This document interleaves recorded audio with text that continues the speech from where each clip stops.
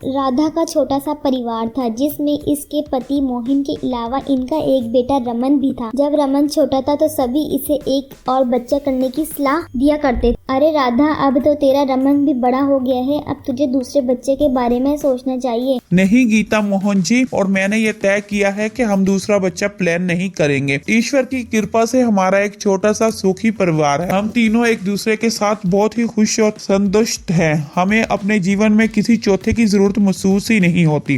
राधा, अभी रमन बच्चा है, कल को बड़ा होकर अपनी दुनिया में रम हो जाएगा, तुझे जरूरत महसूस होगी, इसलिए मेरी बात मान और एक चांस ले ले। को अगर रमन जरूरत के समझ तेरे पास ना हुआ तो तेरा दूसरा बच्चा तो होगा तेरी मदद के लिए। राधा की सहेलियां उसे काफी समझाती थी, लेकिन वो अपने एक ही बच्चे रखने के फैसले से टस से मस नहीं होती। धीरे धीरे समय बीतने लगता है और रमन पढ़ाई पूरी करने के बाद अब नौकरी करने लगता है और एक दिन अचानक राधा के पति मोहन की मौत हो जाती है। पति के अचानक चले जाने से राधा का तो जैसे जीवन ही उजड़ गया था। जीवन भर साथ निभाने का वादा करके मुझे बीच रास्ते में अकेला छोड़कर चले गए। आपके बिना मैं अपना जीवन कैसे बिताऊंगी? मैं आपके साथ के बिना 2 कदम भी नहीं चल सकती। राधा पति मोहन की तस्वीर के सामने खड़े होकर आंसू बहा रही थी कि मोहन की मौत का कुछ समय भी क्या था, अब राधा भी थोड़ा सामने होने लगी थी। बेटा रमन, तुम्हारे पापा थे ना, तो हम रोज शाम को बाहर जाते थे, फल फूल और सब्जी लेकर घर लौटते थे।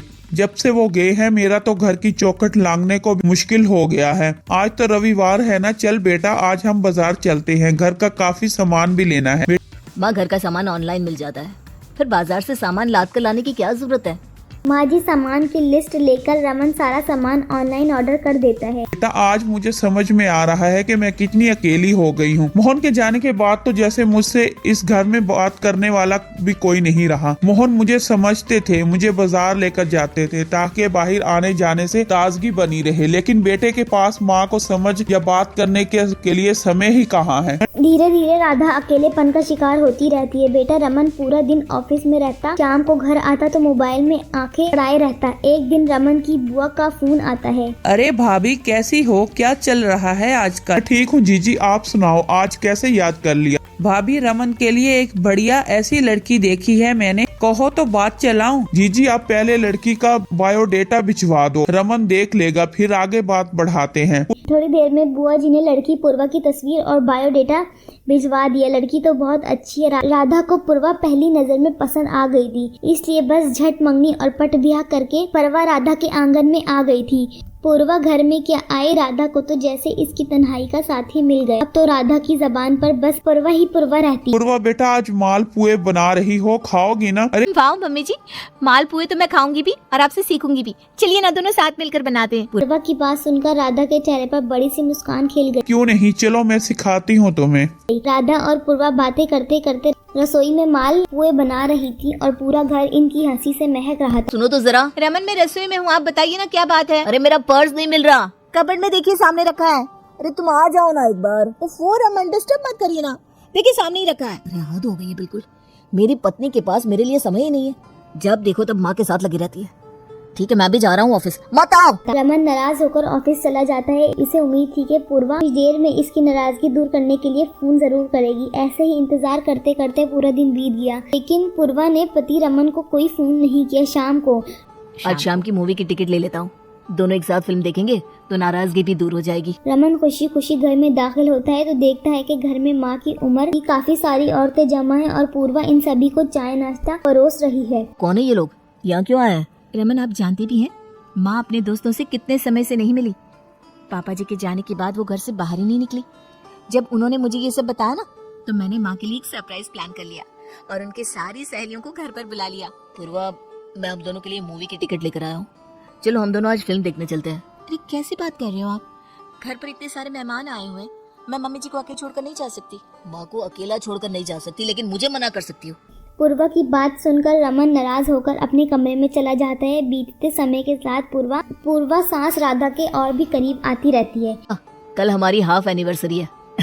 मेरे कहने का मतलब है हमारी शादी को 6 महीने पूरे होने वाले हैं। मैं सोच रहा था क्यों ना हम इसे कुछ स्पेशल तरीके से मनाएं। रमन, मैं अभी माँ जी के साथ बाहर आई हूँ, ऐसा करते हैं शाम को आपके ऑफिस से आने के बाद आराम से बात करते हैं। इतना कहकर फोन रख देती है। अजीब चलन चल रहा है मेरे घर में। लोग अपनी नई शादीशुदा जिंदगी में इस बात से परेशान होते हैं कि माँ और बीवी के बीच में बन नहीं रही, और मैं यहाँ इस बात से परेशान हूँ कि मेरी माँ और मेरी बीवी में कुछ ज्यादा ही बन रही है। इसकी वजह से पूर्वा को तो मैं दिखाई नहीं दे रहा। जब भी मैं उसके करीब रहने की कोशिश करता हूँ वो माँ का बहाना बनाकर मुझे टाल देती है। ठीक है, अब इसे माँ के साथ ही एनिवर्सरी बना लेने दो, मुझे भी अब अपनी तरफ से कोई कोशिश नहीं करनी। शाम को रमन ऑफिस से घर पहुंचता है। इसे उम्मीद थी कि पूर्वा जरूर इससे सेलिब्रेशन के बारे में पूछेगी, लेकिन इसकी उलट पूर्वा पूरा टाइम अपनी सास और राधा की शॉपिंग का सामान खाकर बस शॉपिंग की ही बातें करती रहती है। कुछ देर बाद पूर्वा, मैं अपने कमरे में सोने जा रहा हूँ, तुम आराम से माँ के साथ बातें करो। इतनी जल्दी सोने जा रहे हैं? खाना नहीं खाएंगे क्या? नहीं पूर्वा, मैं आज ऑफिस से ही खाना खाकर चला था, तुम खाना खा लेना और सो जाना। मैं सोने जा रहा हूँ, मुझे थोड़ी थकान हो गई है। रमन से पूर्वा और माँ की बातें, इनकी हंसी बर्दाश्त नहीं हो रही, इसलिए वो बहाने बनाकर अपने कमरे में चला जाता है। पूर्वा और रमन की बीच में हर बीते दिन के साथ साथ काफी और गहरी हो जाती है। अब तो लगभग हर रोज रमन कोई काम तो कभी थकान का बहाना कर अलग कमरे में भी सोने लगा था। कुछ दिन रमन बाद भाई, नई नई शादी है और तेरा चेहरा ऐसे लटका हुआ है, क्या बात है भाई? घर में कोई दिक्कत चल रही है क्या? कहीं तेरे घर में भी माँ और बीवी के बीच घमासान शुरू तो नहीं हो गया? देख भाई, ये तो घर घर की कहानी है, इनसे निपटना सीख ले, ऐसे मुंह लटकाने से कुछ नहीं होता। अरे यार क्या बताऊं तुझे, मेरे घर की तो अलग ही कहानी है। मेरी बीवी और माँ में इतनी पट रही है कि मैं तो जैसे घर में होकर भी नहीं हूँ। पूर्वा हर समय माँ माँ करती रहती है। वो दोनों साथ में पार्लर जाती हैं, बाजार जाती हैं, शॉपिंग करती हैं और आपस में ही इतनी खुश है कि मेरी उन्हें कोई जरूरत ही नहीं है। पूर्वा के आने से पहले माँ किसके साथ जाकर ये सब काम करती थी? अरे यार, जब तक पापा थे वो दोनों साथ में जाया करते थे। उसके बाद एक दो बार माँ ने मुझसे कहा, लेकिन मैंने तो मना कर दिया। एक्चुअली मुझे ग्रोसरी और सब्जी भाजी के लिए मार्केट में टाइम वेस्ट करना लॉजिकल नहीं लगता। मैं सब ऑनलाइन मंगा लेता था, लेकिन जब से पूर्वा आई है ये दोनों मजे से घूम रही हैं। रमन, तो शायद प्रॉब्लम की जड़ तक पहुंच नहीं पाया। तूने अंकल के बाद आंटी जी को इतना इग्नोर किया है कि अब वो तेरे बिना ही खुश रहने की कोशिश कर रही हैं, और पूर्वा तो बस अपना फर्ज निभा रही है जो एक्चुअली तुझे निभाना चाहिए था। माँ की भी तो अपनी कोई इच्छाएं होती हैं रमन। तो अगर उन्हें समय देता, उनके साथ बाहर जाता, उनके पास बैठकर उनकी बातें सुनता, तो शायद पूर्वा को ये सब करने की जरूरत ही नहीं पड़ती। आंटी जी अकेली है और पूर्वा बस उनका अकेलापन बांटने की कोशिश कर रही है। सच बताऊं दोस्त, वो एक बहुत अच्छी लड़की है। अपने मन में गलत फहमी मत पाल, बल्कि अपनी आदतों में सुधार ला। प्रॉब्लम मेरे अंदर है और सुधार मैं पूर्वा में लाना चाह रहा था, लेकिन अब मैं अपने अंदर सुधार लाऊंगा। कल संडे है, इसलिए आज रात हम सब फिल्म देखने चलेंगे और फिर खाना भी बाहर खाएंगे। रमन, माँ के मन को समझने के लिए हर बार जरूरी नहीं, लेकिन अक्सर तुम्हें माँ को भी अपने साथ बाहर लेकर जाना चाहिए। कैद तो पंछियों को भी पसंद नहीं होती, हम तो फिर भी इंसान हैं। की गई बात रमन को अच्छी तरह से समझ में आ गई थी। उस दिन के बाद कभी भी इनके रिश्ते में खारापन नहीं आया।